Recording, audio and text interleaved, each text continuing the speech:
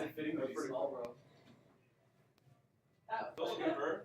Never look at her. You make a small kid, but never look at her. Should just be like this. Maintain eye contact. Oh, heavens. Alright, here we go, balls. Oh, I hope people heard that. You bitches got the cameras right, they shouldn't. Wow. Hey, everybody. Thanks for joining us. Hi, Pat. I'm going to stop you right there. Whatever you were trying to say, I'm just going to stop you right there. Show 2 is I was just sharing. yeah. Show 2 is always a lot more loose. It is. Especially on Friday. Show 1 is practice. Especially on Friday. Yeah. What? You didn't have your mic on for like the 8 millionth time. Oh, yeah. I'm surprised you guys are like surprised. No one's surprised. It's just funny now. And then soon it'll be sad. Okay, well, it's And then it'll be funny again. I try and turn it off if I hear the door opening because I feel like my mic's closest. No, It makes it better. it makes a little bit of difference. But thank you for thinking about that. Doesn't happen. All right, this is Ears Up. In case you didn't know, in case you like listening to Serial or Lore or something like that. This is Ears Up podcast. But hey, don't leave. Come join us. We're going to talk about Disneyland. We're going to talk about the history of Disneyland. We're going to get back to our history shows. A lot of good feedback on that. A lot of people are digging the history shows. Mm-hmm. Oh, whoops. I was a bad audio guy and didn't fade that out. Oh, well. Whatever. The beauty of live radio. It's what it is, man. You can find great programming like this on iTunes, specifically this great programming, TuneIn Radio, Stitcher, any place that greater podcasts are learned it about. If there's another platform we need to know about, let us know, man. We're always down to put our feed out there and see what happens. You can find us on social media. We're on Facebook, Twitter, Instagram. If you have feedback on the show, send that to Taryn at earsup-podcast.com. Compliments go to Terrence at earsup-podcast.com. You can say hi to Bev, and anything else, send to me, Jason at earsup-podcast.com. Don't forget to check out the blog. We have more cool Disneyland info. We just posted, well, by the time you hear this, it'll be like a month ago. But I forgot to talk about in the last show, the last remaining vestige, if I can use that. Yeah. You're a verbose young man, Greg. Vestige, is that a proper use of the term? What does the it last mean? remaining vestige of the Skyway buckets? No. Yeah, I don't good think enough. that's right. Yeah, I'll allow it. You'll allow it? Yeah. I'll just go with remains. He'll allow it. Yeah, it's fine. But I want to be I would more say journey. eloquent. The last Eloquent, yeah. journey. Eloquent. I want to be more eloquent. The last hurrah. remaining little bit of the Skyway buckets were torn down. That was by the Casey Jr. ride in Fantasyland, the Skyway to Tomorrowland. Where you embark and disembark, I suppose. They finally tore that down, and we got a couple photos of that. So that was on the blog, and kind of a little write up about it, and I don't know, just stuff like that, man. It's not it's not so much breaking news because we're in Northern California. What do you want from us? We also have our animated classics review. Terrence and his boys recently watched. They sat down to watch Bambi, and then Terrence, reported on that experience. And really, again, the point of the animated classics reviews is just to go back through all the animated classics because we think we know them. But I'd wager that most of us haven't seen all of them because some of them are stinkers, let's be honest. But also just to see how they're relevant today in today's storytelling. Stories change. The way you tell a story is different now than it was in 1940, 1938. Absolutely. It just, the pacing is different. Everything is different. Do these things hold up? Are we hanging on to nostalgia just because it's a cool thing? Or is Bambi a terrible story? Yes. It is? The answer is yes. Well, you know what? Do me a favor. Give me a brief recap because by now people have heard it. Yeah, they've already read it. So just how was that watching Bambi with your kids? They lasted... Don't spoil it for me, by the way. Have you not seen the movie? I don't know what happens. Yeah, really? Somebody. It's this is actually, Boys in the Hood was based on this movie as well. Ouch. Yeah, so I think the kids lasted about 12 minutes. So, really? Yeah. So, were they bored? Oh yeah. So Tommy, my 3-year-old, was watching it and there wasn't enough action, and so he kind of just toddled off and went and played at this games. And then Jack, so spoiler alert, when Bambi's mom gets shot. Yeah, I know. I'm telling you. He goes, what happened? And I go, well, what do you think happened? He goes, I think that she got killed. She's dead, right? I'm like, yeah, she's dead. He goes, all right, I'm gonna go play with my toys, and just left, right? And that was it. And so I'm sitting there, I'm like, man, I have to write about this. And so I tried to muscle through it, and it just wasn't good. It's my Fantasia. Wow. Yeah, it just wasn't you good. Did it. Yeah, I did Good it. job. I did it, but it just was not good. I did not enjoy it. Did not enjoy it at all. When you watch these movies, are you trying to put yourself back also in the context of being in 1938 or when was that movie released? 41? 41, something 41? like that. But what I'm trying to do, I'm trying to look at just strictly from a storytelling standpoint. Yeah. Not how they tell the story, but how they crafted it. Yeah. And I think that for some of those movies, the story was better, but they didn't have all the elements that they needed to tell it in the way that they can tell it now. Because if you look at some of the movies that we have now, it's a really thin story layered with song after song after song that they're trying to use to tell the story. For some of the older ones, they had really good music in there that didn't really push the story along. Yeah, it was Snow White. Right, it was more character building than storytelling. Exactly. And so with this, there's a lot of things that were character building, but it wasn't entertaining enough for me, or the characters weren't interesting enough for me to be invested in them. I felt bad for Bambi that that mom's dead, but but Pops is still there as well. Right. And it is pretty much a story built on guilt. Yes, exactly. It's like, I'm gonna root for you because I feel bad because your mom was in the circle of life. Right. That Simba, Simone, and Pumbaa or whatever the names are. All right, thank you. Yeah. Exactly. So I don't like some of the newer movies. Like I have to watch all the new Disney movies, and I enjoy those. I enjoy the definitely the animation more. Yeah. For sure. Yeah. But back then, it's all hand drawn, and that to me is amazing, right? It's very impressive. It really is. But with this one in particular, I wasn't too invested in it. Speaking of not being invested in movies, we forgot to talk about it on the last show. Taryn comes from a weird family. Her family's very strange. So for Father's Day, this is how old the story is. So sorry, podcast folks.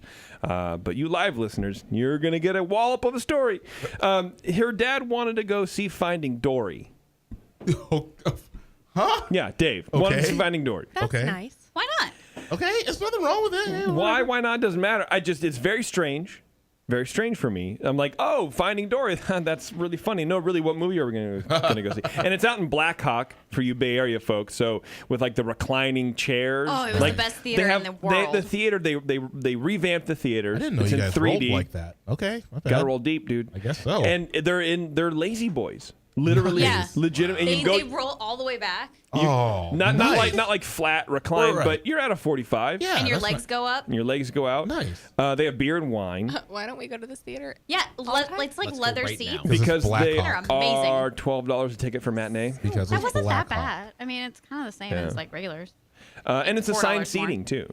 Assigned Yeah, so seating? you have to get it ahead of time Oh wow. Okay. because there's a lot less seats because they take up so much room. There makes was sense, legitimately half an hour of trailers and previews beforehand.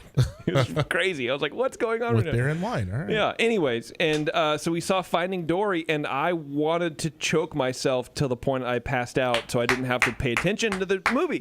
It was the worst movie I I had. completely agree with you. stop. It was the Completely worst agree with movie I you. had seen in a long time. I would rather keep watching Teen Wolf series, Oh my! which I'm currently watching, which is a stinker. They should Still hand out. watching that? They should hand out gotta force your way clothespins for your through. nose every time Wait. because it's such a stinker of a series. I would much rather rewatch the first 3 seasons of that than watch Finding Dory. I thought. Bad. It was. You've seen it. bad. You've It was seen it. not Yes. that bad. Okay, It was bad. Hold on, not hold great. on, not done, not done. Okay. The best part about the movie was the little animated short in the beginning. Have you seen that yet, Greg, Yes. with your No, family? I haven't. Okay, you really I don't should. think It's I It's amazing. called- Yeah. anymore. Piper. Yeah, it's called Piper. These Yes. little Very, like, very cute. Yes. Piper bird. It's very cute. The sand. I mean, the animation was spectacular. It Yes. looked real. I thought it was real at first. Yeah, I thought it was real Yeah. too. So it opens up and it says Piper in the corner. I'm like, oh, I don't know what's going on. I know it's about fish and where there's fish, there's birds. Right. Right. Where there's fish, there's water. Where there's Right. water, there's birds. So I'm like, okay. I'm looking at the animation going, wow, this is beautiful. Yeah. This is going to be amazing. And then the short was over. And I'm like, Womp womp. oh, that was the short. It's like you've never been to a Pixar Got movie it. before. I don't know if I've seen a Pixar movie in the movie theaters before. Oh, okay. Well then, Have you seen Finding Nemo though? Not in the movie theaters. No, I know, but that But I've didn't seen the look movie, real. yeah. That didn't look real either. So, well, Well, no, but they don't show but that they don't was- show a short at the beginning on like a DVD or. But like, No, I but understand Finding that, Nemo was yeah. released like 25 years ago or 11. whatever it was. it was 11. Or 11. And I don't know, Dory, I remember going, okay, she's a good ancillary character. I get it. She'll drive the story along, and that's cute. But to make her the main character in a film, I didn't understand that. But okay, let's just go see it. It was awful. She was very irritating. Many times I was looking over at Taryn like, I'm going to try to go to sleep now because I literally can't. I can't take a character who all she does is feel sorry for herself. I don't want to ruin it for excuse you, me. Greg. I can't. Just keep swimming. How is that a person that's always down? You on haven't seen themselves? this movie yet. You haven't seen You haven't seen this movie yet. You haven't seen this movie Okay, yet. I will admit she was pretty irritating, but there was Super irritating. And but all you the also- whales speaking. Come on, we get it. You have to recall the first gag, the gag from the first one to the second. I get it. But it went on for 10 minutes. Have you not watched Down, Jace. Sorry, that'll never happen again. That was pretty funny. Oh, that was Have y'all amazing. not watched the Ellen Show? I mean, No. you should have kind of expected what No. this was going to be all I about. don't right? watch the Ellen Show. Oh. I'm playing Overwatch When Becca during the day. That's all I've been difference.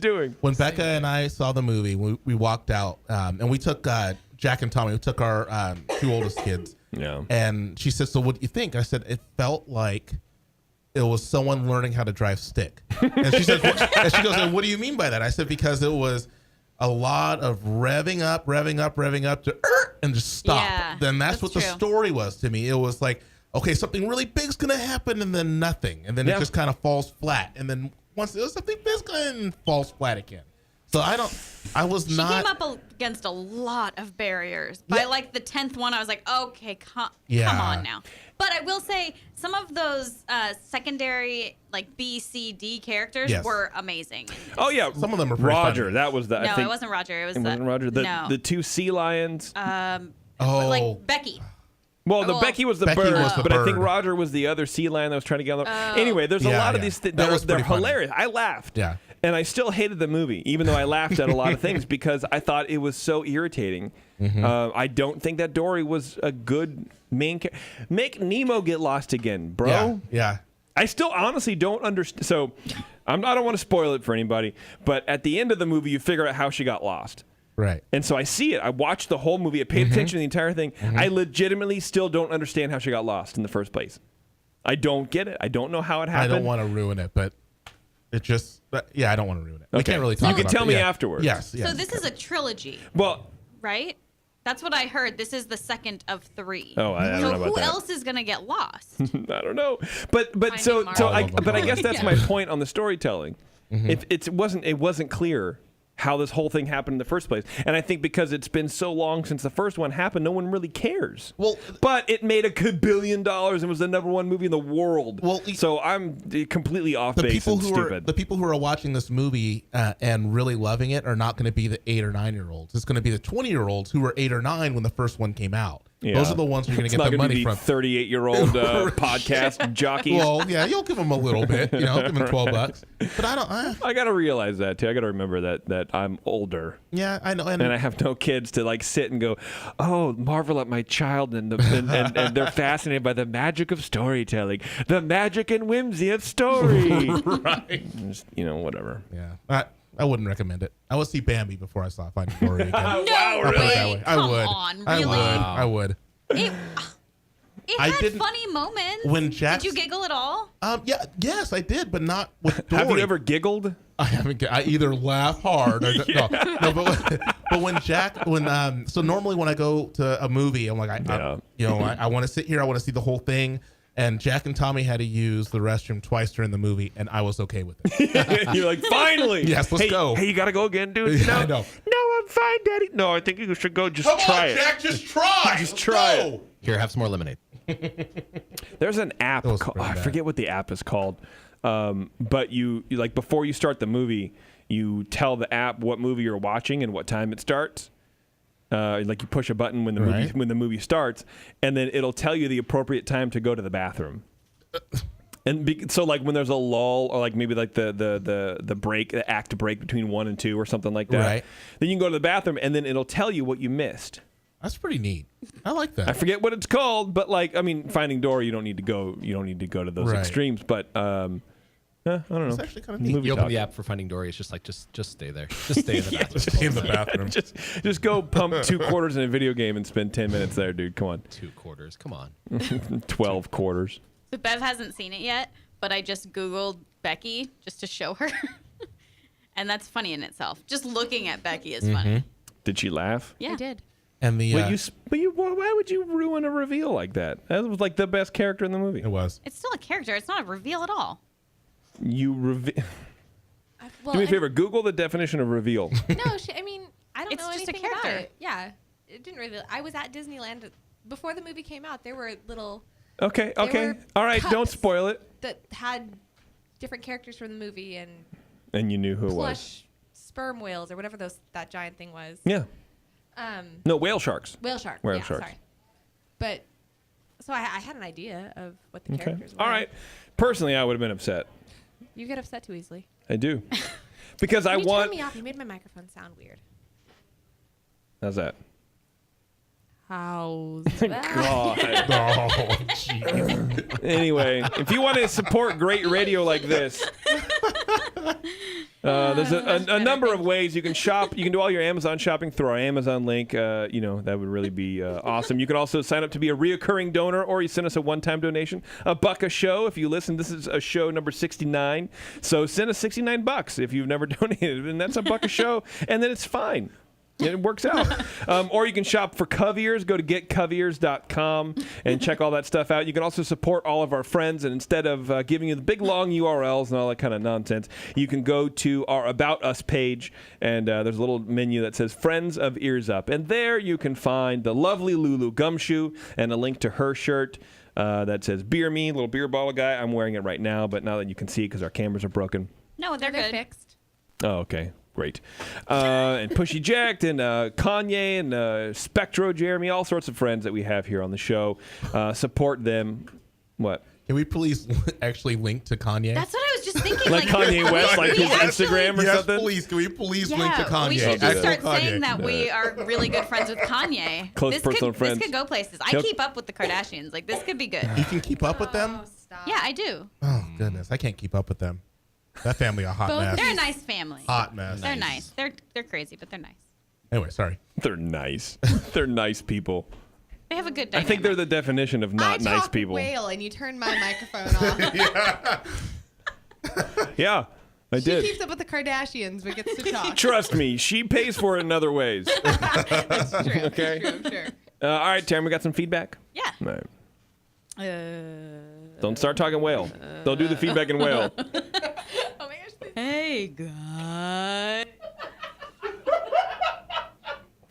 I'm serious. There's nothing more irritating.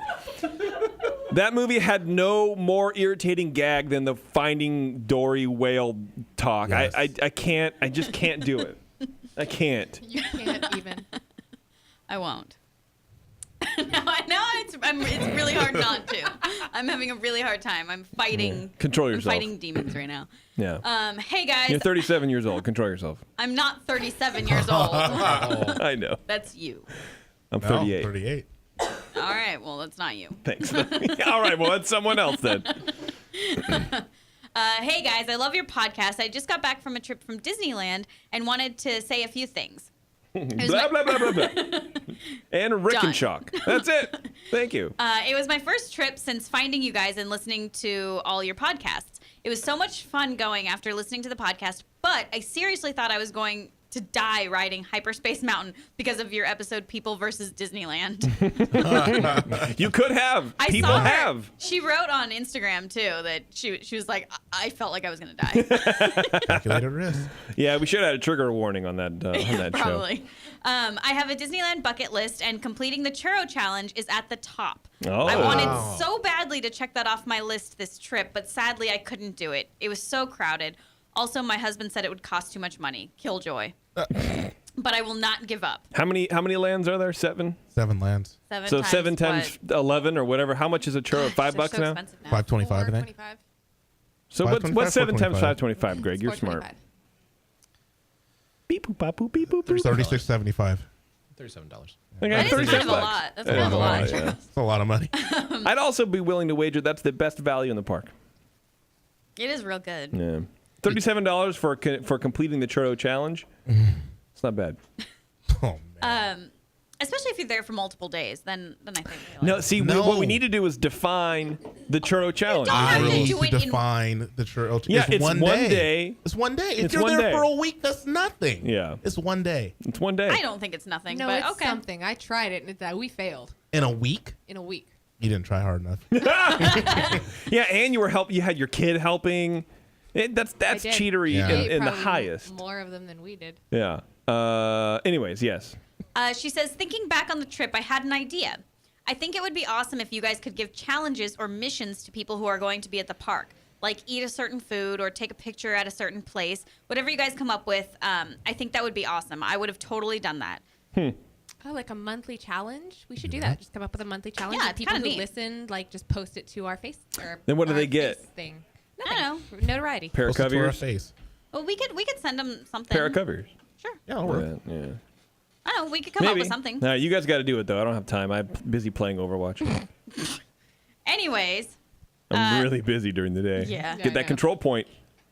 Push that No- payload. No one but Anthony knows what you're talking Defend about. that payload. Anthony, he's not listening. No, of course he's not. Yeah. He has. No, he doesn't. He's playing Overwatch. Playing Overwatch. She says, anyways, thank you for adding more Disney magic to my life. Keep up the good work. Your friend, Tiffany. And this is actually the Tiffany that the three of us met. Or actually, no, all 4 of us met her at the convention last year. It was the 3 of us. She wasn't there. I wasn't there. Oh. Wow. That's too Terrence bad. was somewhere I wasn't. Yeah, because it was local. That's fair. But yeah, she was super nice and she was great and she took pictures with us. She's so great. I like her. Yeah, for sure. I hope we see her again. Okay, thanks, Taryn. But also a great idea. Oh, yeah. I think so, too. Well, I think we'll do something with that. Yeah, if you guys want to run with it, take care. I'm like I said, You're busy. I'm busy playing Overwatch. Yeah. I'll go ahead and do that on my lunch break. If you like first-person shooters, man, Overwatch. It's the new Blizzard game. It's the new hotness. It's real good. I'm on PC, or no, I'm on both. PS4 also. Both. Email me. He's and I'll- on both. Email me, but I'm more PS4 because that's where all my Why friends does he are. get control of the board? I don't know. We can't turn you off. No, why would you want to? First of all, I'm creating such a great content. You are. If you want to play Overwatch with me, email me at jason@earsuptimepodcast.com and I'll share my PS4 number with you. Can I construct additional pylons? I don't know. No. I don't know what that means. Yeah, StarCraft. No. Bringing it way back. in the I Blizzard tried to world. play StarCraft once at BlizzCon a couple years ago. I can't do it. I got so worked over by the AI. I just like I'm not even into it. Campaigns are fun. Yeah. They're super easy. Ooh, somebody's calling you out on the chat. What'd they say? Blobber is saying that you won't ever accomplish the churro challenge. No, because I don't want- want to be Diapedo. No, I can't. I tried it. The last time we went to the park, Taryn, I had 2 churros. I couldn't do it. He also says that you won't even wear a fanny pack to the park yet. Look, Blobber, He is all over you that's right now. rude right now. Feisty. I haven't been to the park since. Look, I have my fanny pack. I haven't been to the park since I had my fanny pack. And by the way, for you live folks, Yes. Main Street fanny packers are in effect. I think by the Represent. time you hear the show on the podcast, we will all have our patches. I'm ordering extra.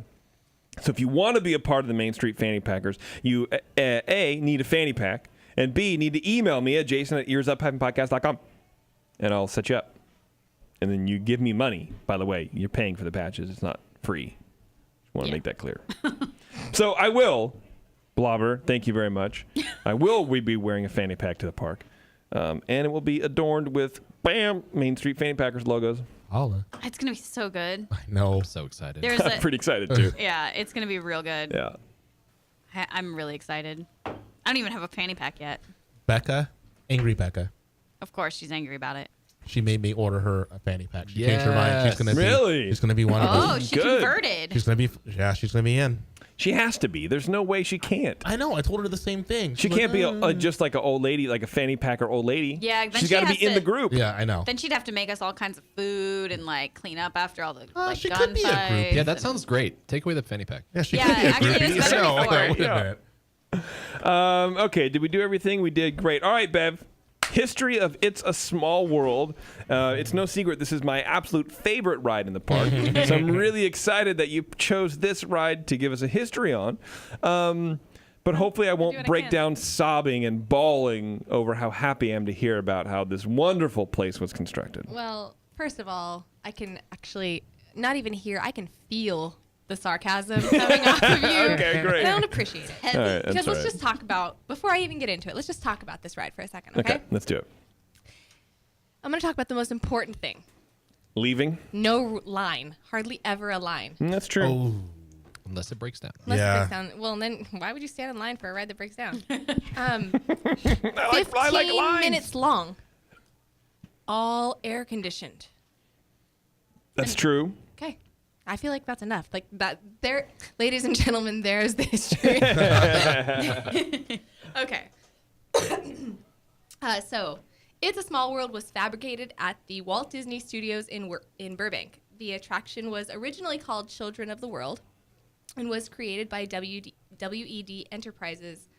And then, I think as we all know, it was not originally designed for Disneyland. It was shipped off to the 1964 New York World's Fair Yeah. for the UNICEF's Pavilion, which was sponsored by Pepsi, which I didn't actually know. The Pepsi board of directors took so long to agree on what type of attraction to sponsor that then board member and widow of a past company president, actress Joan Crawford, ended up personally asking Walt to design the attraction. Since time of the essence, she insisted that the board of directors accept her proposal, seeing as Walt was already involved in 3 other attractions being happening at the World's Fair. She was like, well, I think he's the guy to get it done. Yeah, probably. So think about this for a second. WED was only given 11 months to create that whole ride. wow. It shows.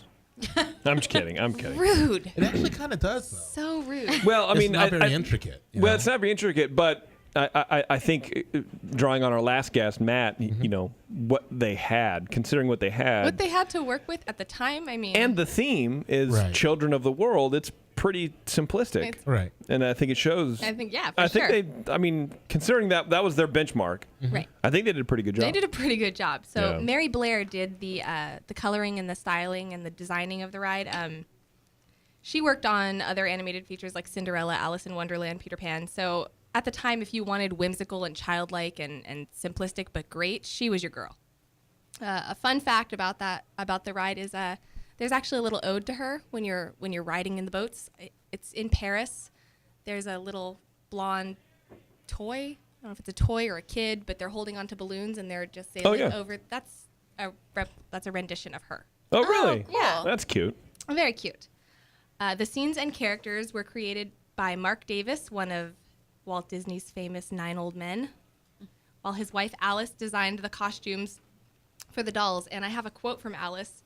I asked Walt how much I could spend, and he looked at me and cocked his eyebrow, like he did sometimes, and said, "We don't think like that here. I want you to do whatever it takes to make these look like dolls every woman in the world would want to have." That meant all authentic materials went into the designing of the costumes for the dolls. So Yeah. real silk, real tartan was used for the Scottish bag paper. Wow. Like, that's over 300 costumes. There's over 300 creepy little dolls in that ride. That's really cool. It's pretty cool. I'm honestly surprised that they haven't, and maybe they have in at some point in their history, but sold those dolls. Right. Like as actual Yeah, stuffed why animals. hasn't that happened? Or like dolls. Like not stuffed animals, but Oh, yeah, but like yeah. dollies. Right. Yeah. It's weird. That would be to Seems me. so That obvious. seems to me. It seems super obvious. But then I guess what country do you start with? Or like, yeah, No, they all have. of them. All of them. They have. Yeah, they have collector edition on about the same size as Oh, well. Oh, okay. really? Oh, okay. They're like thousands of dollars. No, geez. sure. No, yeah. Well, that's good to know, though, that we're not just total geniuses. Yeah. I always like to know that I'm not a Good genius. idea. I like to be grounded every once in a while. Otherwise, I get carried away. The dolls were designed and sculpted by Blaine Gibson. Walt personally oversaw the development of the doll's facial design. He wanted each animated doll face to be completely identical in shape. They were made identically to celebrate unity among the nations and cultures celebrated in the ride. Which, I mean, I've never really thought about, but they all do look alike. Even though they're very clearly from different countries, they all have the same face. Yeah.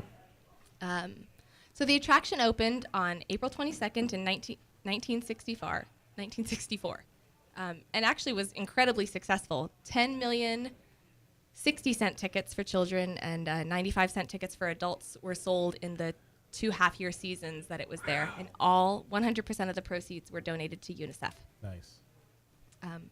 Because it's such a high-capacity ride, there seemed to always be a seat available. Like I said. And that wasn't the case for a lot of the rides at the World's Fairs. They had, lines out the door. And this was recognized as a valuable innovation and was incorporated into a lot of other rides that we see now. For example, Pirates of the Caribbean. It's run by essentially the same, what's it called? Flume? It's a flume ride, yeah. Not plume. Flume. Whatever. Plumes are feathers, right? Yes. Yeah. Nailed it. So boats entered the show, building through a tunnel under a small world clock and emerge from the attraction 15 minutes later. The interior is larger than the facade. Voyagers see animatronic dolls in the traditional local costumes singing It's a Small World together, each in their native language. Boats carry voyagers as they visit the regions of the world, and here they are in order: the polar regions, the British Isles, Western Europe, Eastern Europe, the Middle East, Asia, Africa, South America, the South Pacific, and recently added the United States. Before returning home, the children reunite for a grand finale, reminding us all of our common bonds and friendship, laughter, and happiness. And seeing the world through the eyes of a child, we are all basically the same. Aww. Okay, this is my favorite part. We're all basically the same. Irritating for every other person who walks by us. Yeah. The original idea, so It's a Small World was not original. That wasn't the original song. Originally, the idea was for each section to sing their national anthem in their own language, Oh, no. which, I have a quote, resulted in a disharmonic cacophony. Is that how you say that? Uh-huh. Yeah. The effect was more melting eardrums than melting pot, and Walt Disney knew it. Imagine paying 95 cents to just hear your eardrums pierced. I'm actually trying to figure out going from like "Oh Canada" to our national anthem. It would be horrible. Yeah. Yeah. Definitely horrible. Like so many different keys and Yeah. just all kinds of terrible. Wow. So this resulted in Walt going to songwriters Robert B. Sherman and Richard Sherman, saying, I need one song that can be easily translated into so many different languages and can be played as a round. This prompted them to write It's a Small World. When they first presented it to Walt, they played it as a slow ballad, and Walt requested something a little more cheerful, so they came back to him, and they played him the same song. They just sped it up. He was so delighted with the final result that this is where he ended up renaming the ride from Children of the World to It's a Small World. Okay. This is also pretty fun. The song tune, lyrics are the only Disney creations, with the exception of Oswald, which was not on purpose, that have not been copywritten. Oh. And that's on purpose because it was requested by UNICEF to be a gift to the children of the world. Makes sense. Wow. That's cool. Yeah. That's That's weird. kind of neat. Yeah. Yeah, I you mean- would think you would be able to protect something like that, even if it was requested by Right. UNICEF. Like, look, bro, I'm putting a lot of money into this. Or Right. let UNICEF protect it or something. Yeah, give It them the seems rights. strange Yeah. Nope, to just leave it it's completely undone. Things were done uncopyrighted. differently in the 60s turn. Yeah, apparently. In 2008, from January to November, the ride was closed and given a major refurbishment. The structure was improved, the water flume was redone, and its propulsion was upgraded to electric water jets. The aging fiberglass boats were designed with durable plastic, and 30 characters were added, including Peter Pan and Tinkerbell, Cinderella, Pinocchio, Jiminy Cricket, Aladdin and Jasmine, the three Caballero. Cowboy. Thank you. Yep. Ariel and Flounder, Lilo and Stitch, Woody, Bullseye, and Jessie. What do you guys think about that? Sam thinks it's terrible. He I, hates What? it. I don't know. I just don't think like it it. needs it. I don't like it. I don't really like it either. The only one I like is Alice, but I'm just partial You're to partial. Alice. Biased. Partial. Well, I like it. before I Really? knew about it, I like it Gives too. me something to look at. so Something yeah, to so, find. so before I knew that's that they true. were put in, I would like it kind of caught me by surprise. I was like, because I mean, there's the obvious ones, like you see the Little Mermaid and you're like, oh, that's Ariel, but I didn't know that Alice was there or that Cinderella was there. You know, I hadn't, and Mulan, like those are hidden really well, and they're really appropriate for the lands that they're placed in. So you kind of have to look for them. I really appreciate it, actually. But not everybody did. A lot of people, which brings me to my next point. Yeah. A lot of people saw that as a corporate twist on what was supposed to be a very innocent and non-branded ride. And also the adding of the American scene was not taken very well. Why? Because originally... Are we not part of the since world? the United Yeah. States was hosting the World's Fair, Yeah. we weren't represented. We were supposed to be representing everybody else. So putting ourselves there, I don't know. I Was mean, that I- added in Yeah, 2008? it was added. It was taken, there was a New Guinea area, Oh. which was taken. It's a Papua New Guinea They took area. that out and They put took- us in? They took that out and put that in the South Seas room, at the end of the Oh. South Seas room, and then put Nebraska in. So when are they going to add the Greeks? Yeah, the 'Cause corn one's a little That's weird. all I ever hear The about. So Corn is weird. super weird. And yes, that is all you ever hear about it because that's all I care about. There aren't Yeah. Greeks in there? No. No, in World there is. Disney World, there's a Greek pavilion with the Parthenon and all that kind of stuff. But, you know, we only gave you guys drama and math and Yeah, thanks for that. and democracy. But, you know, don't worry about it. Let's have Papua As New someone Guinea who in works there. in bookkeeping, thanks for Yeah, the math, bro. You're welcome. but we have Papua New Guinea. We have canoes. But that's cool.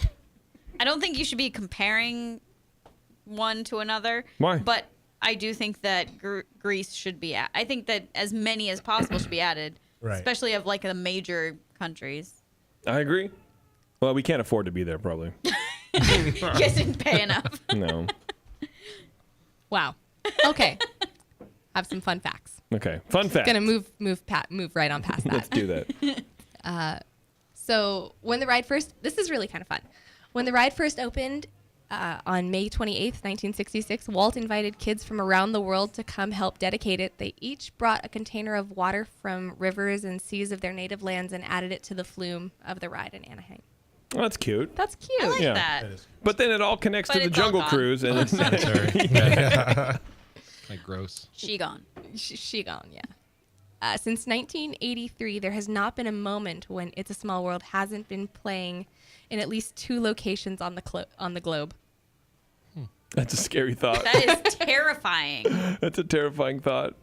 More than 256 million people have experienced this ride. Yeah, and we're 5 of them. We are 5 of them. The turrets and gold ornaments on the exterior of the Disneyland building are painted with real 22-karat gold. The original Thanks to plan, Roy. the original plan was to just paint it gold, but because of sun oxidation and wear and tear, they just decided that painting it actual gold was going to save them money. So, she gold. Wow. I meant thanks to Walt, not Roy. Yeah, I was like, Yeah, Yeah. Taryn, you had I'm your only time. I'm only half here. You had your sorry. time in the it's sun. fine. It's okay. There are I said this earlier, there are about 300 eternally smiling children that sing the song in each ride. Yeah, the way you said that. Eternally smiling children. It's a little It sounds weird. as creepy as the ride is.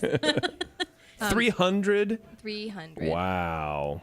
Mark and Alice Davis, who I talked about earlier, the costume designer and the character designers, Yeah. they're the only married couple to each have been honored with their own windows on Main Street. That's cute. Nice. Oh, that's Yeah. nice.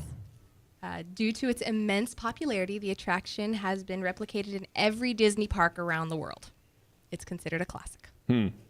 Yeah, I guess you can't have a So park without it. You went. You hate the ride, but Yeah. you went on it. And Oh, yeah, you have to. You have to. Yeah, you have to. If you go to Hong Kong, you're gonna go on it. Yes. If I go to Hong Kong, I'll go on Small World. Yeah. That's what I got. That's the history of It's a Small World. Great. So I like it. Just one thing that I found that was kind of interesting. So before Small World only ever opened in Disneyland, over 10 million people had already written it at the World's Fair. Jeez. Yeah. So, I mean, it was already tested and was proven that it was going to be a success. So it was a no-brainer to bring it over. So That's crazy. yeah. Let's do a little Disney news. What do you think?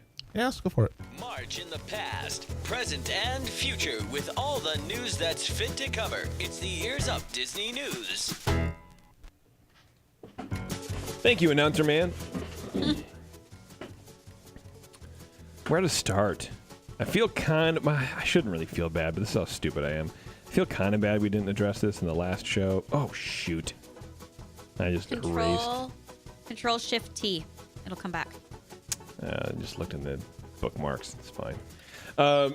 So those of you guys who follow news, which oddly enough, there's not that many. There was that little boy that got taken by an alligator at So Disney sad. World on the banks of the Grand Floridian. Yeah. Apparently, Disney thinks they got that nuisance alligator and have reopened the beach, even though it says no waiting in there. Anyways, but this was kind of an interesting article. Walt Disney has had more than 240 nuisance alligators captured and killed over the last 10 years at its Florida theme park property. The records reveal the park's constant struggle to keep alligators away from humans in a region where the creatures live and breathe. It was weird going to Disney World on our honeymoon, Tara and I's honeymoon, because I was like, oh yeah, we gotta watch out for the alligators, and she had no idea what I was talking about. No. I didn't. I'm from California. I did not know that Yeah. alligators It would are everywhere. Never have crossed my mind. No. Nope. Yeah, I mean it's Florida, it's swamp. There's alligators. You can't, this natural water. It's not like a Small World where it's all enclosed and all, controlled. You can't control it. So I was like, let's not cruise through the walkway down there, guys. Well, and even Not what being I'm trying to told do. that, like, I don't know, I just didn't even believe it still. Yeah. Like, because, we rode on the lake a couple of times getting to and from our hotel, and it's just kind of like, okay, all right, there's alligators in here. Like, Yeah, I don't I know. get it. If anything, I was like, okay, maybe there's one, like, way over there away from people. Like, 240 have been captured and killed over the last 10 years. What was that, 24 a year? Yeah. That's crazy. Last week, a 2-year-old boy at the Walt Disney Resort died after an alligator attack at the edge of a hotel lagoon. Critics had questioned why Disney hadn't posted signs warning guests of the presence of alligators in the area. The company has since installed such signage. You'll never be able to get them all, says a Florida trapper, Ron Ziemba, who helped them, which I can just hear his voice in my mind, even though I've never heard his voice. He's a Florida trapper called Ron Ziemba, who helped trap and kill nuisance alligators on Disney World property for 5 years until late 2015. There are just so many canals, so many waterways. The gators travel a lot. As humans encroach into alligators' habitats, encounters are inevitable, Ziemba says, noting that he has removed the reptiles from a Disney parking lot and from the lobby of a nearby hotel not run by the resort. Lobby. Right. That's almost to the elevator, which is almost to my floor. To my bed. Go away. To his stomach. Under Florida's statewide nuisance alligator program, Disney World's property has been designated as a targeted harvest area, meaning the state has issued a blanket permit for the taking of problem alligators in the area. The state considers an alligator a nuisance if it's at least 4 feet in length and is believed to pose a threat to people, property, or pets. So if it's an alligator, then. All right. So it's an alligator. They are the rats of Florida. They are. Disney's alligator harvest permit, which was issued in 2009 and expires in 2019, specifies that the resort can remove up to 300 alligators of more than 4 feet in length from the area during the 10 years covered by the agreement. Why would you put a limit on that? I don't know. As a state, why would you put a limit on how many people, essentially, you can protect? That seems crazy to me. I agree. Ugh. That's just all. That seems crazy to me. From May 2006, 239, blah, blah.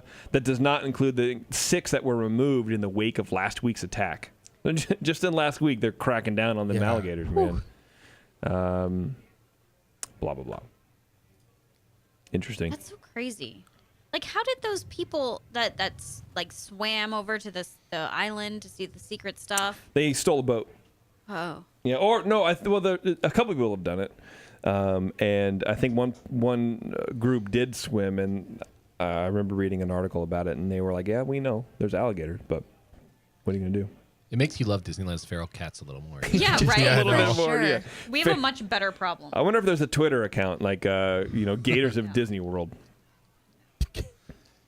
Did you hear the most recent article? I don't know if you're going to touch on this, Jason, but Disneyland or Disney in general at all their parks now have removed a lot of the alligators from attractions or crocodiles from attractions. Oh, really? No, Yeah. I hadn't noticed that. Yeah, so I out didn't of see that. parades and off of rivers and out of especially Animal Kingdom. It's probably a good thing to do. Specifically because they don't want people making, like, as part of the show, making jokes about the alligators and the danger of alligators. So they've removed that from a lot of the It's too show. soon. Yeah. Yeah. It's a little It's too like soon. for real too soon. Yeah. Here's a little bit, of a lighter story than that. Your Disney VHS tapes could be worth an insane amount of money. Oh, Good, the I bu- have like 60 of them. No. the bubble boxes. Bubble box. I really There do. we go. Bubble box. Let's see. E! News recently found a copy of The Little Mermaid from 1990 for sale on eBay for $9,999 For sale. for sale. For Not sale. sold. Not This- sold. The seller justifies. You're right. Right. The seller justifies the astronomical price because the cover is among the rare first edition Oh, yes. that has what some people considered a Yes. Inappropriate Yes. drawing. Oh, that one. yes, Yeah. Yeah. a that phallic was- design. I'll use that was word awesome. in the image of the castle, which was quickly swapped out for another in the next release. But this isn't the only high-stakes Disney VHS up for grabs. There's also a Beauty and the Beast from '92 selling for $9,999. Why? That one's That one bogus. doesn't make sense. Because it includes a song, right? It doesn't say. No, it has a black. They No, it say has- something about a black diamond on the outside, and Oh, okay. no, it's 'Cause not. I know not there's a thing. version that includes a song that was then taken out.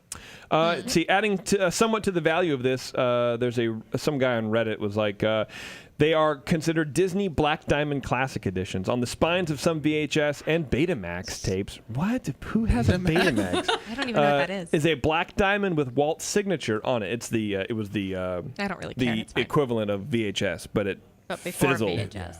It died. It's funny. It died out in the States, and then when I was 16, I went to live with a family in Mexico for a month. Everything down there is Betamax. It was That's high- where it all went. It was higher quality, actually. Yeah, that's Yeah. right. But it was. But why didn't it? Was it last? Sony? Was I think it Sony was who Sony. had Betamax and they just didn't license it properly to get it out in enough distribution? It says this was Disney's first attempt to market their videos to homes. Because of this, certain Disney collectors are convinced that these VHS tapes are worth something. It should be noted, of course, that these haven't sold, but the mere idea that they may be worth that much is certainly appealing for anyone whose parents didn't toss their old videos out. Let's click on one of these links. Let's see if they are Sold? because I think eBay will say it's sold. Yeah, it'll tell you.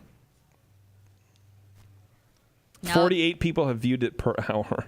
There's someone else selling it for $8,888.88 Oh, with it's a free deal. shipping. Steal. Yeah, and then someone else $8,500.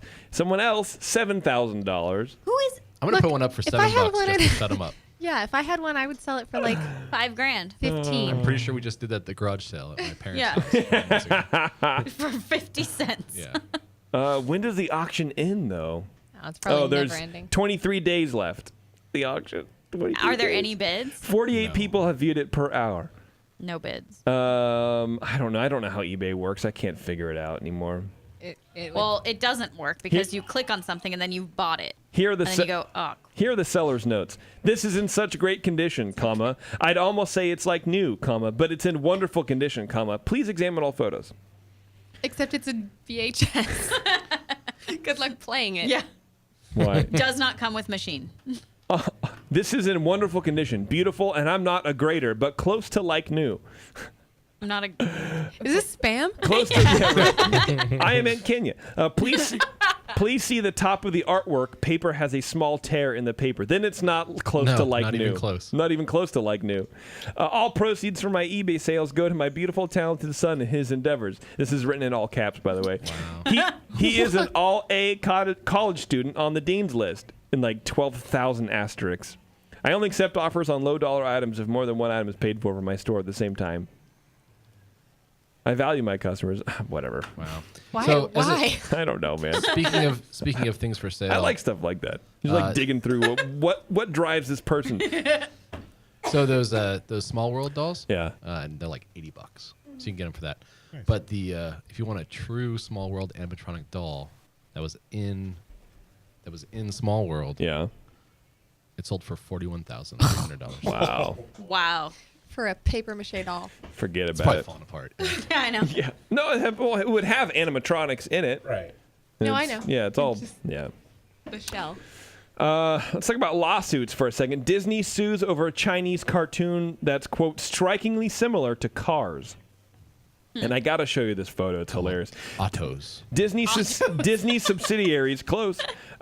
Disney Enterprises Incorporated and Pixar are suing Chinese companies G-Point, PPTV, and Blue MTV for hosting images and posters of the Autobots, a Chinese film that was released in July 2015. Now look at this photo. Folks, Google Autobots and then like Cars ripoff or whatever. There's the poster. It's the same thing. Literally, Lightning McQueen. That's him. Oh, And but wait, he from- has headlights. Lightning McQueen didn't have headlights. Right, but like the he does wow. sort of They're right there, yeah, stickers. yeah. But like the face is the same, the expression is the same, the eyes are the same. But Yeah. in with Lightning McQueen, he has blue in the lower left portions of his eyes, and the Autobots there's blue in the lower right portions of the eyes. So I That's feel like amazing. they thought they can get away with it. It's totally different. Yeah, mine goes da da da da da da da. It's totally different. The Autobots was criticized last year at home and abroad for being visually similar to the Disney animated franchise Cars, but has only gained wide media attention since going to court on Tuesday. Critics are skeptical over whether Disney will win the case, noting that China has ripped off overseas produced cartoons before. Thousands of Chinese social media users are talking about the case on the popular microblog, saying that the Autobots is a blatant copy and they support Disney. Chinese papers have also noted similarities between the two productions, but with more carefully worded editorials. The Beijing Economic Daily, probably not run by the government, says that the two films are visually extremely similar and highlights that this is not the first time this has happened. Okay. China has been criticized in the past for copying a number of Chinese cartoons. These include the 2001 production Train Hero, which was criticized for suspected plagiarism because of its strong similarity to the Japanese animation Hikarian. Okay, great. Anyway, we won't go on. What is? I'm going to go on because this image is amazing. Video game critics note that China has escaped punishment for replicating Disney products before. On June 13th, U.S. comedian and video game critic JonTron remarked on the explosion of bootleg games and products based on Disney films. In a YouTube video with over 3 million views, he said... Come on! He says that Disney is not safe from the curse of bootleg. He singles China out as being farther away from U.S. jurisdiction and much better at Disney bootlegging than any other country, and says that it's able to produce products like Bear of the Interest, a toy that strongly resembles Winnie the Pooh, but has flashing eyes and is described in Chinese/English on the box as a high-class weapon. What? Something is lost in the translation for sure. There's also a wider trend of bootleg online games based on Disney films internationally and highlights the launch of questionable online game Elsa Frozen Brain Surgery and Anna Cesarean Birth. I'm currently trying to install that. Is it on? Is it on? Is it there? an app? Oh, Is it an app? The Chinese my. government will root your phone. wait, hold the phone. Oh my goodness. Anna I don't even know how you Cesarean Birth. play Okay, that. And no, but this Mommy Queen's newborn ice baby, and that is for sure Elsa. Mommy Queen's newborn ice baby. Oh yeah. Oh My brother-in-law God. goes to China like once a month. Have him Really? stock up on this stuff. Yeah. and Have bring her it get back. Anna Cesarean because it's literally Anna from Frozen, and she's laying in a very pink, pastel, and light blue colored bed, and you can see in her stomach, and there's a fetus. And I mean, Sure how do you- enough. I was gonna say you can't make this stuff up, but clearly you can. Can, yeah. I kind of want to play Elsa Frozen Brain Surgery. How does that happen? Fixes her problem.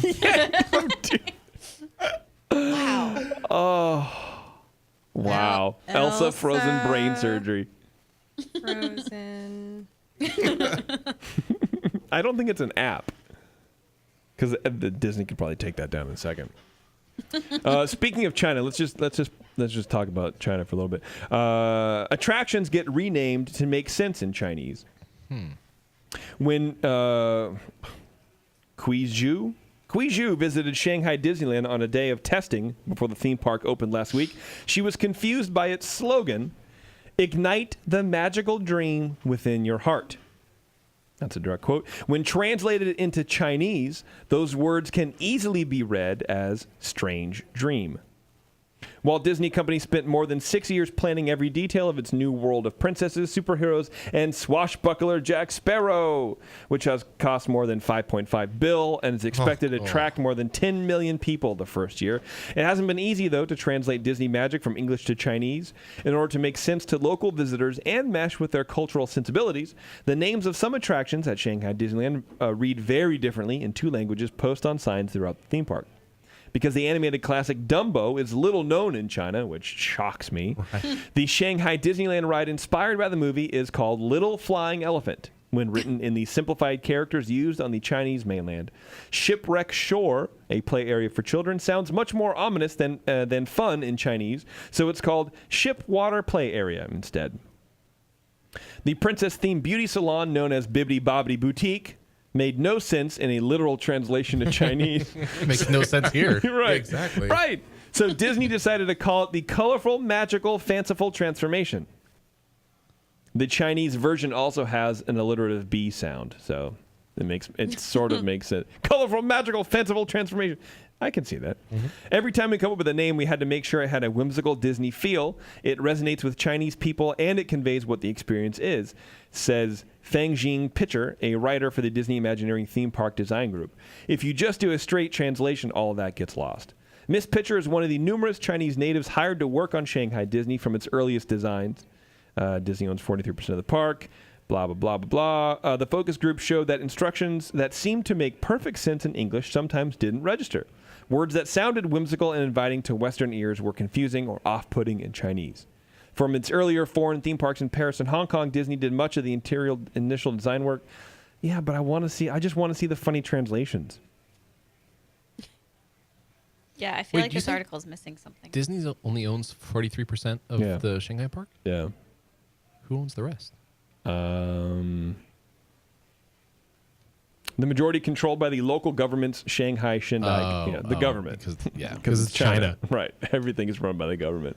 Forgot for a second. Here we go. Tron Light Cycle Power Run. Probably doesn't mean much to anyone who didn't see the 1992 science fiction movie Tron or Tron Legacy. In Chinese, though, super fast speed light cycle gets across the point of the thrill ride loud and clear. So I want, but then why, if look, hardly anybody in America has seen Tron. But if nobody in China has seen Tron, then why model it after Tron? Yeah. You're right. I don't understand. You're right. I got an email from a listener who worked as part of the Imagineering department in Shanghai, and I want to interview him. That'll be a question I'll ask him.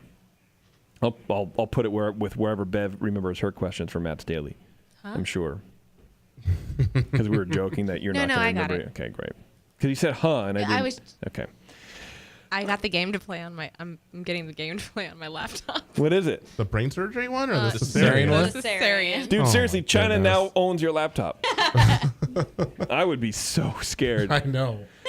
Disney theme park designers in Shanghai realized that coming up with puns is a particular challenge, since playful misspellings aren't possible in a pictorial language. Their solution was to rely on written Chinese characters that sound the same but have different meanings. Honey Pot Spin, which is a Winnie the Pooh ride, of course, is known in China as spinning honey pot, in which a Chinese character used in the word for honey is replaced by the one meaning crazy or wild. Oh. People look and they know it's not a very rigid ride. It's something playful. Whatever. I don't know. I just wanted more translation errors because I think that's funny. I'll save that one for Terrence. I have a Terrence-specific news article. Okay. The Frozen ride opened at Epcot. For the first time. For the first time, for the last time. In forever. In forever. Frozen remains a hot property for Disney, experts say, an opinion bolstered by fan reaction today.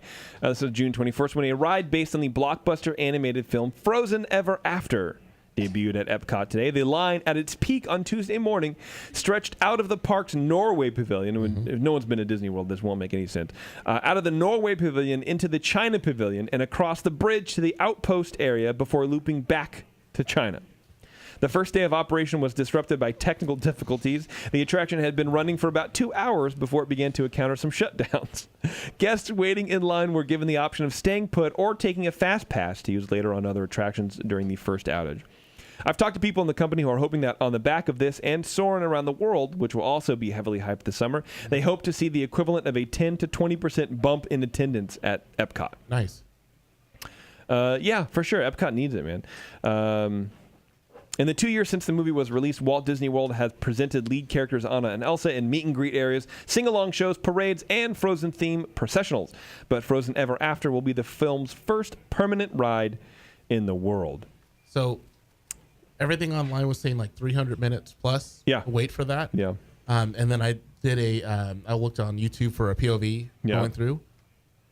Not very entertaining. Really? Yeah, it didn't look like it. It looked like a really like a combination of almost Pirates in places, but then more like Little Mermaid.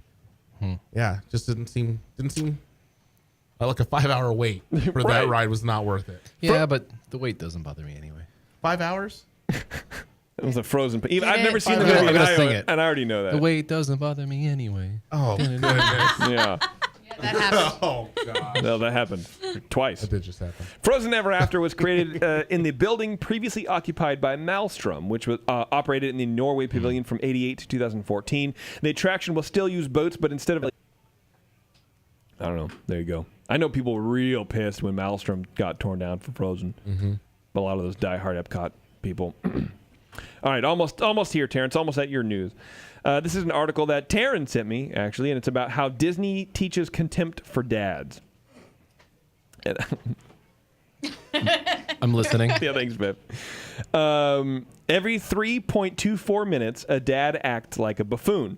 That's the conclusion of a small study done by a student at Brigham Young University after watching 8 hours of the two most popular Disney tween shows featuring families. I couldn't last that long. That's insane. The results of the research, Daddies or Dummies, is what it's called, are not particularly surprising.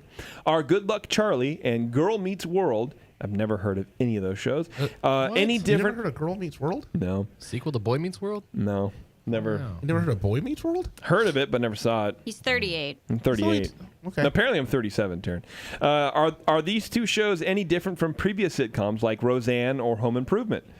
A 2001 study by Erica Sharar in the Journal of Broadcasting and Electronic Media found that the number of times a mother told a joke at the father's expense increased from 1.80 times per episode in the 1950s to 4.29 times per episode in 1990.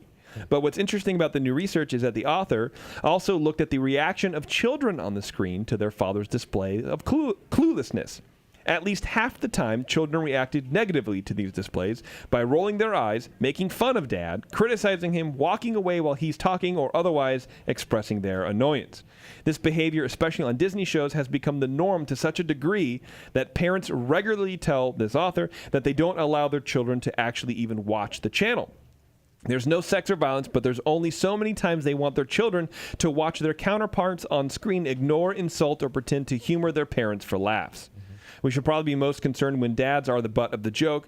Decades ago, when the place of men in the family and in the work world was clear, the use of comedy to make the powerful powerless was understandable and helped lighten the mood by humanizing the authority figure. Sure, kids try to put one over on their fathers, and sometimes they got away with it, but there was a sense that a father's authority was something you had to work to get around, and that doing so came with real consequences.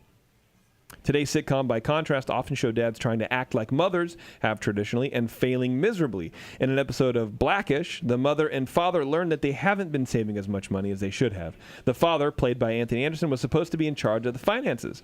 Not only does he prove to be an incompetent money manager, his wife also says that if he doesn't get his act together, then he's going to have to start dealing with the children's lives more, taking them to the doctor, worrying about their schedules, a fate he seems to fear more than death.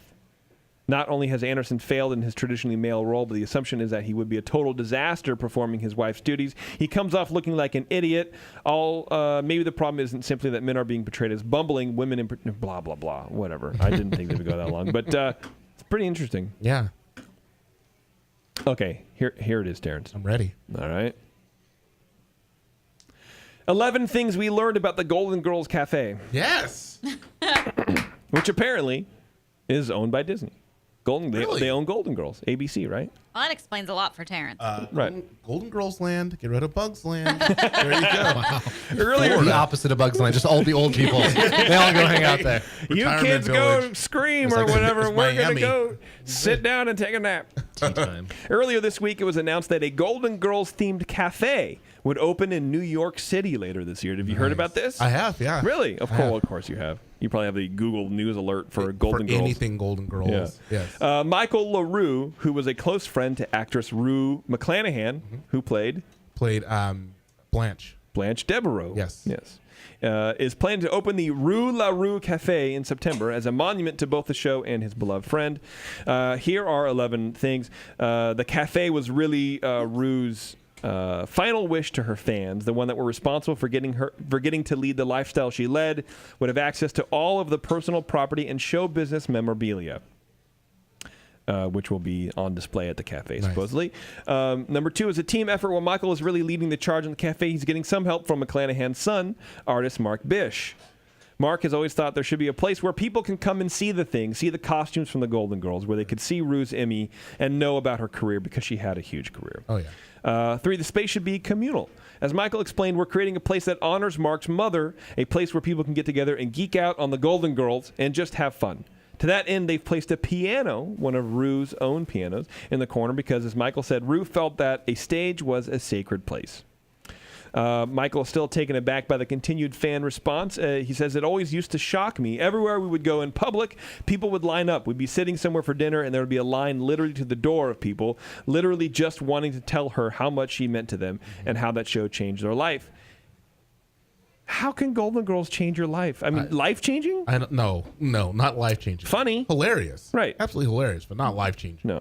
So I always knew this was big, but I have to tell you, Rue would be thrilled that 6 years after her leaving this earth, she's still loved by her fans the way she was. The New York location is important. The show was set in Florida, and the actual Golden Girls house was in California. Yeah. You might be able to visit it, Terrence. I've looked it up on Google Earth. I really for have. Sure. Let's see. A lot of these are really boring. There will be marathons. Michael praised the Walt Disney Company for helping with this project. The Disney Company has been wonderful to us since the very beginning, totally supportive. They are doing something unprecedented. What they are doing, though, is that they are allowing the cafe to screen multiple episodes of the series. Nice. He says, we can do marathons. Yes, you can have dinner while watching your favorite character bicker on a screen before you. Exclusive merchandise. There's going to be exclusive merchandise. They're going to have a really great menu. Betty White's Angel Food Cake, B. Arthur's Pasta Salad, Estelle Getty's Chocolate Chip Cookies. This is like total grandma potluck food. I know. I'm totally down for this. We're also using menu items from the show itself. Like, Rose made this. We have a marble pound cake called It Looks Like Chocolate, It Tastes Like Spice. You wish you had a bigger sliced marble pound cake. That's one of the menu items, apparently, from the show. I give it 2 months. It's as a fan, I'm into this. If I wasn't a fan, this is ridiculous. You wouldn't be an investor. This is ridiculous. Apparently, the decor references the show, too. The Golden Girls references go beyond memorabilia, merchandise, and menu items. The decor is also directly influenced by the series. They say, we found the exact wallpaper that was in Blanche's bedroom, and we're doing a wall in that banana leaf paper, Michael revealed. I found sconces from 1920 that were used to hang in the living room of the Golden Girls house. They're going to go up on the wall. And we found vintage light blue and pink tiles that we're doing the restroom in, just like the house down in Miami. This is too much. Michael is sure that the diehard Golden Girls fans will appreciate these small touches. All 5 of them. All 12 of us. Right. Yes. Oh, man. What's the restaurant in New York that's furthest away from this restaurant? Let's where I'll Google it. Anyway. Well, I mean, they tried to do a spin-off of Golden Girls when it was the Golden Palace. It was them, Don Cheadle, and Cheech Marin. Oh, jeez. Yeah, so they could have done something like that. It was like a hotel that they tried to open. But, yeah, you say 2 months? Let's say like 3. 3 Yeah? months, maybe 4. Are you going to try to go? Oh no, that'll be open. Like this is No, but are you going to try to go? Oh no, No, there's no way. No, There's no way you can make it out there. I'm a fan, but I'm not gonna go all the way to New If York. you find yourself in New York, If I find myself in New York, yes, I would Yeah. go to it. Yes. Okay. If I find myself in New York City, I'm not gonna be in Albany and go to you know it. what I need to do. Right. Uber, whatever. All right, let's get out of here. We're going to be back to the show. No window? Oh, sorry, Taryn. I can make it quick. Taryn, you have a window for us, right? Why I don't you go ahead do. and knock that one out? Okay. This is this is Peter Ellenshaw. It wasn't Freudian at all, I promise. This is Peter Ellenshaw. His artistic career spanned more than 7 decades. He was born in England in 1913, in London, England. Part of the EU or not? At the time, part. Okay. Sorry. Maybe. Actually, I No. have No, no it's idea. way No. before No. the EU. No, not part. Not even close. He started his career as an apprentice to W. Percy Day, the British film industry's leading special effects artist and matte painter at the time. And so just so everybody's on the same page, a matte painter is they're basically realistic paintings done on glass of extended sets or fantasy locations, which are combined with scenes of actors in real sets. So it's background stuff. And I think now pretty much it's all digital, but Yeah. back then it was all painted on glass. All hand done. Yeah. After serving in World War II as a pilot for the Royal Air Force, he returned to the film industry first as a matte artist for MGM Film. Then in 1948, he was personally approached by Walt Disney to work on the studio's first live-action feature, Treasure Island. In 1953, Peter moved his family to California and worked on dramatic and spectacular special effects on Disney's epic film 20,000 Leagues Under the Sea. At the same time, Disney was in the pre-planning stages of Disneyland, so Ellenshaw contributed his artistic touch to many of the attractions, including the first Circle Vision Theater show, TWA's Rocket Ship to the Moon, and X1 Satellite View of America. Later, Peter contributed to the popular television show Disneyland, working on Davy Crockett and Zorro, as well as the classic Disney features including Mary Poppins and The Love Bug. For Mary Poppins, Peter won an Oscar for Best Special Visual Effects on the landmark film. He has also been nominated for 3 additional Academy Awards. Wow. Wow. In 1970, he moved with his wife to Ireland, where he developed a reputation of being a fine art painter, whose paintings are widely sought after by collectors. He painted mostly ocean seascapes, things like the Himalayas, cityscapes, San Francisco, New York, that kind of thing. Didn't seem like he had very many people in them ever, but just, hotel, Did what he was good at. hotel paintings. Right. Yeah. You know what I mean? Rude. I know. In 1993, And he was possibly too soon. These are beautiful. potentially... Oh, you look him up? Yeah. No, yeah, they're pretty. Well, some of those are his son too. So hold on, you're jumping ahead. Whatever. In 1993, he was officially designated a Disney legend at the Walt Disney Studios in a ceremony presided over by Michael Eisner and Roy E. Disney. Soon after that, so this is now 1993. He started his career, or he was born in 1913. Yeah. So soon after he was a Disney legend, he was commissioned to do paintings of scenes from famous Disney features, many of which have been made into... I looked up how to say it. It's really hard. It's like a French word, I think. It's yicles. Yicles. I'm saying it wrong. Glycine. No, that's not at all how you say it. No, it's like G-I, spell it for everyone so we It's- don't have an aneurysm. Gicle with a little thing on it, E. And it's called English major. Ikla. Ikla? Ikla. That's how it's pronounced? It sounds Greek. It doesn't sound French. Ikla. Well, maybe it's Greek. I don't know. Ikla. Ikla yasu! Ikla! And basically that means it's a print. Okay. But they just Greg, how do you say that? Z-Clay. Zekli? Z-Clay. Now it's Austrian. We're getting closer. We're getting closer. Yeah. In February 2007, Peter passed away peacefully at his home in Santa Barbara, California. He was 93 years old. His kids are also talented matte artists, matte and special effect artists. His daughter, Linda, has been credited with work on Ghostbusters, Flubber, 102 Dalmatians, The Haunted Mansion, while Harrison, his son, he was a matte and special effects artist whose work includes Star Wars, The Emperor Strikes Back, Tron, and Dick Tracy.